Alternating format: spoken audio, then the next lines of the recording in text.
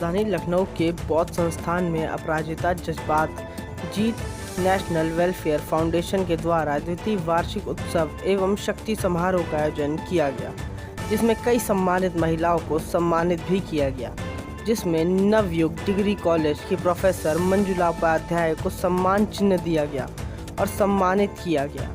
आइए जानते हैं प्रोफेसर मंजुला उपाध्याय ने क्या कुछ कहा। अपना परिचय देते हुए आज आप कार्यक्रम में आई हैं, क्या कहना चाहेंगे?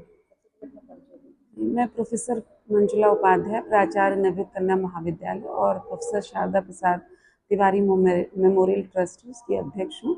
आज ये दूसरा वार्षिकोत्सव है अपराजिता फाउंडेशन का और उन्होंने सम्मान समारोह भी किया है। उसके अंतर्गत मुझे सम्मानित किया है शिक्षा क्षेत्र के लिए। मैम, आज आपको सम्मानित किया गया शिक्षा क्षेत्र के लिए, मैम क्या कहना चाहूँगी? मैं तो यही कहूँगी कि अगर हर बेटी चाहे तो अपने लिए मुकाम बना सकती है और आगे ऐसे समाज उसके प्रयासों को रिकॉग्नाइज करेगा। बस ये है कि थोड़ा आउट ऑफ द बॉक्स सोचना पड़ता है और मेहनत करनी पड़ती है। जो मेहनत नहीं करते हैं उन्हीं को उपलब्धियां नहीं हासिल होती, पर अगर मेहनत करेंगे तो भाग्य के भरोसे नहीं बैठे, अपना कर्म करते रहें तो कभी ना कभी ऐसा। समय में कुछ जैसे कुछ महिलाएं हैं जो आगे निकल गई हैं क्षेत्र में, लेकिन कुछ महिलाएं ऐसी हैं जो घर में गई, उनके लिए क्या कहना चाहेंगे? मैं तो ये कहूँगी जैसे ये अपराजिता फाउंडेशन उन्होंने बताया कि कामकाजी महिलाओं के साथ साथ उनकी जो कमिटी है उसमें बहुत सारी महिलाएं ऐसी भी हैं जो घर से बाहर नॉर्मली नहीं निकलती, अपना घर गृहस्थी को संभाल लेती, तो उनके अंदर भी बहुत सारे टैलेंट्स थे, उनको एक मंच मिला। तो अगर हम देखें कोविड के बाद से तो ऑनलाइन बहुत सारे यूट्यूब पे चैनल्स खाना बनाने, जिसकी जो हॉबी हो सकती है उससे वो बहुत अर्न भी कर रही हैं। तो आपके अंदर क्या प्रतिभा है इसको पहचानिए तो आप आगे कुछ कर सकते हैं। दूसरी सम्मानित होने वाली जो महिला थी वो धावक थी और 57 की उम्र में उन्होंने दौड़ना शुरू किया और आज वो 60th ईयर में जा रही हैं।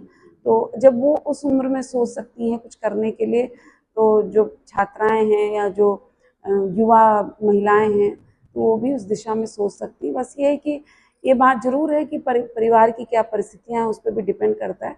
परिवार अगर सपोर्ट करता है तो महिलाएं और आगे बढ़ती हैं, दिखती हैं, ऐसे मंचों पर सम्मानित भी होती हैं। तो नेचुरल सी बात है, अगर मुझे भी आज सम्मानित हुई हूँ तो उसके पीछे मेरे पूरे परिवार का ही हाथ रहा है कि वो जो समय मैं दे रही हूँ बाहर तो कहीं ना कहीं उनसे चुरा के ही उनको दे रही हूँ, बाकी तो अपनी जॉब तो कर ही रही हूँ। महिलाओं को क्या संदेश देना चाहेंगे? अपराजिता फाउंडेशन की तरफ से क्या संदेश? मैं यही संदेश देना चाहूँगी कि अपनी प्रसिद्धि हासिल करने के लिए, अपने लक्ष्यों को पाने के लिए कभी भी गलत रास्ते ना अपनाएं, क्योंकि जैसा कि अभी मैंने कहा कि इस समय रोज कोई ना कोई हम इस तरीके के घटनाएं सुन रहे हैं जहाँ पर महिलाएं जो हैं पुरुषों पर अत्याचार कर रही हैं, चरम सीमा तक कर रही हैं कि उनको बेरहमी से उनकी हत्या कर दे रही हैं।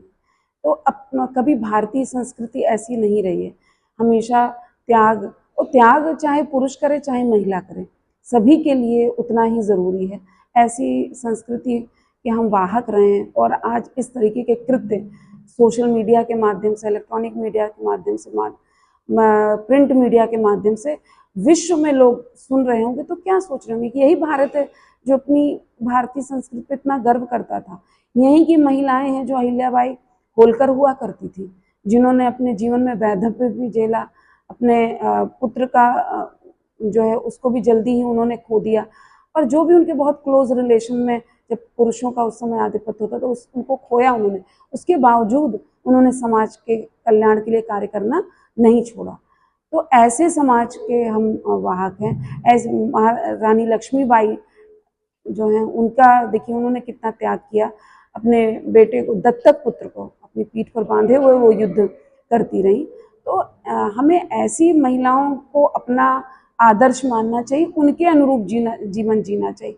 छोटी छोटी अपनी तृष्णा में, थोड़ी छोटी छोटी चीज़ों की इच्छा पूर्ति में हम गलत रास्ते अपना लेते हैं, ये नहीं करना चाहिए।